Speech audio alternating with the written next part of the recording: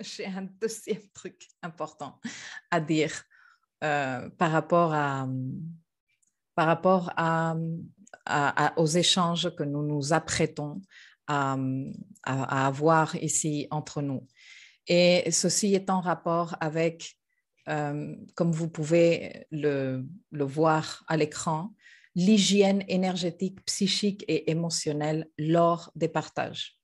Regardez les filles et les garçons, ou plutôt écoutez. Il y a une confusion très grande entre vider son sac et reconnaître que l'on ne va pas bien et le valider. Et cela provoque qu'on le fasse, on fasse ces activités-là dans les contextes erronés. Donnez-moi une seconde, même si vous ne comprenez pas au début ou que je suis un peu maladroite pour m'exprimer, mais je vais aboutir à quelque chose de compréhensible, ok? Juste donnez-moi quelques secondes pour faire mon point. Il est absolument essentiel que tu te reconnaisses à toi-même que tu ne vas pas bien. Quand tu ne vas pas bien, quand tu es en train de vivre une vague émotionnelle et que tu es dans une situation émotionnelle intérieure désagréable, il est important que tu le reconnaisses. Il est important que tu le valides. Il est important que tu ne l'ignores pas, s'il te plaît. Il est super important. Il est important que tu te respectes dans cet état dans lequel tu te trouves. Et même, il est super important que tu non seulement t'autorises à exprimer cela, mais que tu cherches les espaces pour le faire de façon saine, c'est-à-dire pleurer tes douleurs, exprimer ta colère, évacuer quelconque surplus émotionnel en toi, canaliser sainement l'intensité émotionnelle qu'il puisse avoir en toi. S'il te plaît, c'est super important que tu fasses ça. Mais attention à ton choix d'espace et de moment pour le faire. Quand on arrive dans une situation et tu vides comme ça, sans plus ton sac, hein, il y a de fortes chances que tu sois en train de faire ce que l'on appelle en psychologie, je ne sais pas comment on appelle ça en français, moi j'utilise le terme en anglais parce que je le trouve comme ça, il passe partout. D'ailleurs, j'ai fait une leçon, je laisserai le lien ci-dessous pour que tu puisses aller écouter parce que j'approfondis bien là-dedans et je donne des exemples, etc., etc. Mais ça s'appelle faire du dumping émotionnel. Le dumping veut dire vidage, tu vois, comme quand on vide un truc. Le dumping émotionnel, c'est littéralement arriver et vider son émotion face à, la gorge, face à une personne, un groupe de personnes ou dans une situation en particulier qui ne sont pas nécessairement en rapport avec cette intensité émotionnelle qui te correspond ou qui sont peut-être en rapport avec cette intensité, mais qu'ils ne peuvent pas nécessairement faire quelque chose par rapport à cette intensité. Pourquoi est-il si important d'identifier quand on veut ou on est dans le truc de faire du dumping? Ou déjà, pourquoi il est super important d'identifier le dumping? Ben, pour éviter que d'autres personnes fassent du dumping sur nous et pour nous éviter de faire du dumping sur d'autres personnes. Le dumping est une pratique malheureusement beaucoup trop répandue et au sujet de laquelle il y a beaucoup trop peu de conscience. Je pense que les gens devraient en parler plus souvent et je pense qu'il devrait y avoir plus de divulgation au sujet de par les psychologues et les gens qui savent de tout ça. Alors, quel est le problème du dumping? Le problème du dumping est que quand nous sommes dans un état émotionnel, on l'avait vu quand on a étudié The Map of Consciousness du Dr. Hawkins, on va en reparler tout à l'heure, vous voyez l'échelle des émotions, j'avais déjà abordé ça aussi dans une autre leçon, et comment les émotions, d'après les énormes recherches de ce Dr. Hawkins, ont une fréquence vibratoire et qu'il y a des émotions. On a vu ça avec Carla aussi. On a fait une leçon spéciale, Carla et moi toutes seules, où on parle justement de la fréquence vibratoire des émotions, de comment cultiver des émotions de basse fréquence vibratoire nous rend accro à ces émotions-là et on entre comme une espèce de cercle vicieux et on a du mal à s'en sortir, etc., etc. Donc, ces émotions négatives, si on veut les appeler comme ça, même si ce n'est pas mon terme préféré, sont des émotions denses, de basse fréquence vibratoire.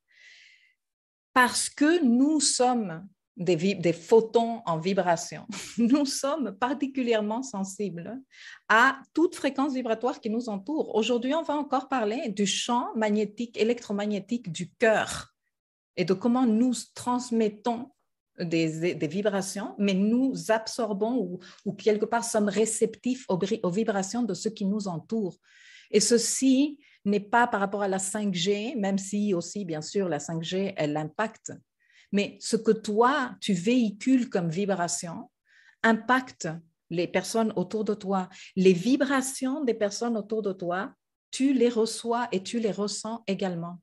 Quand une personne arrive et déverse son contenu émotionnel dense de basse fréquence vibratoire, les personnes qui sont là en train de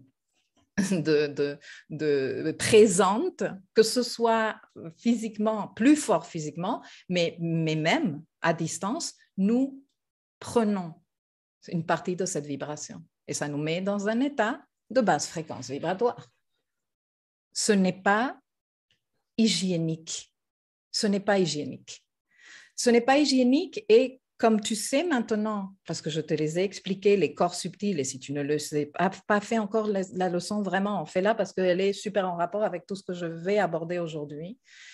Je vais la laisser ici linkée aussi pour que tu puisses aller la faire. Elle est super importante. Nos corps et nos différentes dimensions subtiles sont reliés. Donc, si nous avons un impact émotionnel de par la fréquence vibratoire d'une émotion dense, ceci va impacter notre corps énergétique, qui va impacter notre corps physique, mais aussi comme le corps astral est collé au corps mental, ça va impacter notre corps mental également. Et ça nous met dans un état de basse fréquence vibratoire. C'est donc pas conseillable que tu arrives alors que ta famille, elle est là en train de discuter tranquillement et que toi, tu arrives et que tu dégueules ton mal-être. Ce n'est pas hygiénique. Alors, je ne suis pas en train de juger les filles et les garçons, je ne suis pas en train de juger parce que nous l'avons fait tous, ce dumping. Il s'agit ici de mettre de la conscience et d'éviter de le faire un maximum ou d'entamer un processus conscient de dire, OK, je vais m'améliorer avec le temps. Je vais être attentif à voir quand est-ce que je suis en train de déverser mon contenu émotionnel là où il ne faut pas. Dans la réunion avec les copines, vous prenez rendez-vous avec les copains ou les copines pour vous prendre un verre et il y a j'allais dire toujours, mais non, mais il y a parfois celle qui ne va pas bien, celui qui ne va pas bien, surtout entre filles, on a tendance à se dire non, mais les choses, il faut en parler. Non, la thérapie avec les copines, c'est la meilleure thérapie. Faux. F-A-U-X. Faux. Non, c'est du dumping émotionnel. Ce n'est pas hygiénique, ni énergétiquement, ni psychiquement, ni émotionnellement. Et ce n'est pas respectueux non plus de tes processus. Et je vais t'expliquer pourquoi. Parce que du moment où tu fais du dumping, toi, tu as la sensation que c'est bon, j'ai vidé mon sac, je me sens mieux. Mais non, ça n'a fait que vider ton sac. Parce que la raison pour laquelle tu as contenu ces émotions en toi, elle est toujours en toi et tu ne la connais pas, tu ne l'as pas explorée. Tu vois?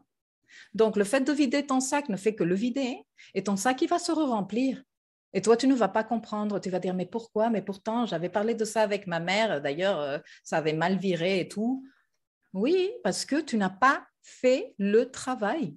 Donc, ce n'est pas hygiénique pour les personnes qui le reçoivent et ce n'est pas hygiénique pour toi non plus. Parce que le truc, il reste toujours en toi. Quelle est la façon de traiter cette émotionnalité avec une spécialiste ou un spécialiste, comme par exemple celle qui nous accompagne aujourd'hui, Carla? À ça servent les psychothérapeutes, les psychanalystes et tout type de thérapeutes. À te donner un espace sain et salutaire pour que toi, dégueule tout ce qu'il y a à dégueuler. Et ça va encore plus loin. C'est la beauté des psychothérapeutes qui te disent, non, attends, on va voir qu'est-ce que tu as dégueulé. On va l'analyser. Non, mais c'est dégueulasse, je ne veux plus le voir. Non, si, viens, regarde. Oula, moi, je vois un fil rouge ici. Tiens, pourquoi tu as dit ça? Pourquoi tu te rappelles que tu as fait ce commentaire, etc., etc. Et donc, c'est la magie des thérapeutes qu'ils t'aident à déchiffrer de ton contenu émotionnel. Et en le déchiffrant, donne sens à ce que tu as ressenti, comment tu l'as cumulé, etc., etc., etc. Et donc, peu à peu, toi, tu arrives à résoudre ces raisons qui font que tu contiennes toutes ces émotions-là. Ce qui fait que tu te sens de mieux en mieux. Les émotions que tu héberges en toi sont de moins en moins denses, de plus en plus de haute fréquence vibratoire et tu t'allèges et tu vas beaucoup mieux. C'est ça le principe principal d'une psychothérapie. Tu vois, ça fait trop de bien.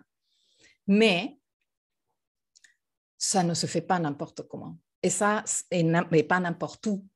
C'est pour ça que, comme je te dis, la thérapie avec les copines, ce n'est pas une thérapie. Ça, c'est vraiment une phrase que, oh mon Dieu, ça me donne de l'allergie à chaque fois que je la vois.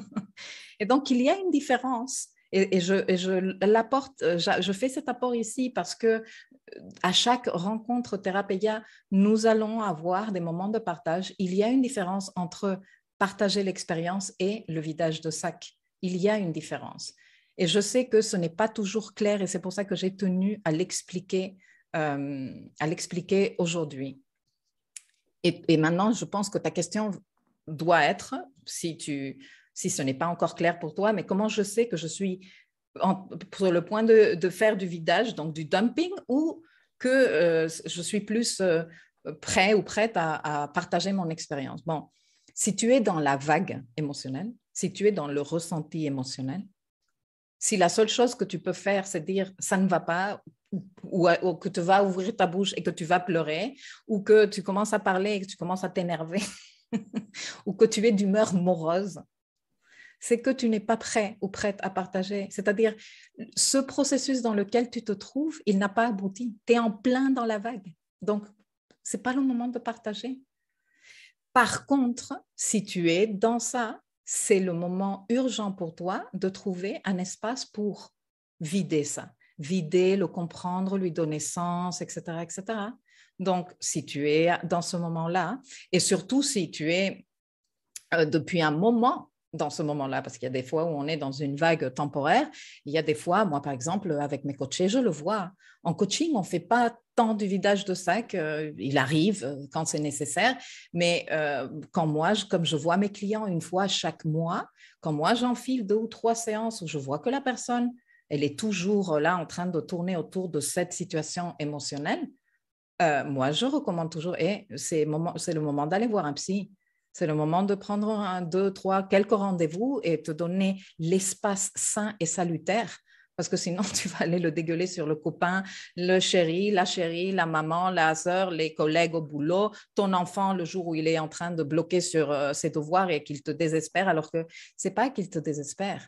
Enfin, c'est que toi, tu es dans un état pas bien et que tu n'es pas en train de t'en occuper. Okay? Donc, pour moi, c'est super important de clarifier ça parce que nous sommes ici dans un cheminement de conscience. Nous sommes ici on développe des outils de conscience. Donc, la conscience de comment je me sens. Est-ce que je suis en mesure de partager en ce moment? Non. Et éviter je pose ça ici. Dans ma leçon sur le dumping, la première, que j'ai faite il y a un peu plus d'1 an, je pense, je parlais du fait que si tu veux faire du dumping avec une personne non adéquate, il est toujours important de lui demander la permission. Genre, j'ai envie de râler, j'ai besoin de râler, j'ai besoin de vider mon sac. Est-ce que tu te sens, est-ce que tu te sens de m'écouter? Est-ce que tu es en mesure? Mais je pense que même ça, pour moi, ce n'est plus d'actualité, ça n'applique plus parce que non, parce que responsabilisons-nous, grandissons, mûrissons. Si on a besoin de vider notre sac, et j'appelle un psy. J'ai un truc, il faut que je le résolve. Je me traite avec amour et avec respect. Je me donne les moyens de faire ça sainement, pour moi et pour ceux qui m'entourent. Parce que franchement, ta copine, elle va faire quoi? Elle va te dire oui par gentillesse et après, elle va rester là avec une boule de densité émotionnelle. Quoi? Elle fait quoi? Elle la dépose sur son gamin quand elle arrive après le café que vous avez pris ensemble. Enfin, vous voyez ce que je veux vous dire? Donc, ceci est important. Si tu es dans la vague émotionnelle, tu n'es pas prête à partager ton expérience. Donc, tu peux dire non, je n'ai pas envie de partager ça. Pour te donner une dernière image, vouloir partager ton expérience quand tu es encore dans la vague émotionnelle, c'est comme vouloir donner à manger à quelqu'un un gâteau alors qu'il est au stade de pâte de gâteau. Tu vois, tu as fait le mélange avec les œufs, etc., mais ça, ce n'est pas un gâteau. Ça ne l'est pas. Ça va être peut-être un gâteau quand le processus sera terminé, mais il faut le faire cuire, il faut donc le mettre dans le four. Et quand il sera cuit, alors tu pourras le partager. Et j'ai envie de te dire, même pas quand il sera immédiatement cuit. Il y a des fois où on sort du processus, on n'est pas encore prêt à partager. Tout comme le gâteau, quand il sort du four, on n'est pas encore prêt à le manger parce qu'on se brûle la bouche. Donc, il faut le laisser un peu refroidir, décanter. Hein? Manger le gâteau tout juste sorti du four, ça peut être dangereux pour, pour notre bouche. Tu vois? Est-ce que tu comprends? Nous travaillons avec l'archétype de Vénus en Capricorne, la sagesse, la maturité, l'adulteté, le respect de notre écologie intérieure, le respect de l'écologie collective. Donc, développer ces gestes d'hygiène psychique, émotionnelle, spirituelle, parce que nous savons maintenant, nous savons. Peut-être il y a 2 ans, tu ne savais pas, mais aujourd'hui, tu sais. Aujourd'hui, tu sais combien ces dimensions sont réelles et importantes. Ce n'est pas du pipeau, la dimension émotionnelle. Ce n'est pas du pipeau, la dimension énergétique. Ton corps énergétique, ce n'est pas du pipeau. Tu sais que ça existe. Alors, promouvoir l'hygiène psychique, émotionnelle et spirituelle, la cultiver, l'enseigner même à tes enfants, aux personnes qui t'entourent, la transmettre, faire particulièrement attention aux milieux familiaux, sociaux, surtout le social proche, parce que le dumping foisonne dans ces milieux-là. Et donc, apprendre à poser ses limites, à créer des cadres sécurisants pour exprimer l'émotionnel. Dire à la copine qui veut venir déverser tout sur toi que non, que ce n'est pas le moment et que peut-être elle voudrait bien aller voir un psy, que ça lui ferait énormément de bien. Et toi aussi t'observer et éviter de déverser ton émotionnel dense sur ta mère, ta soeur, la tati. Voilà.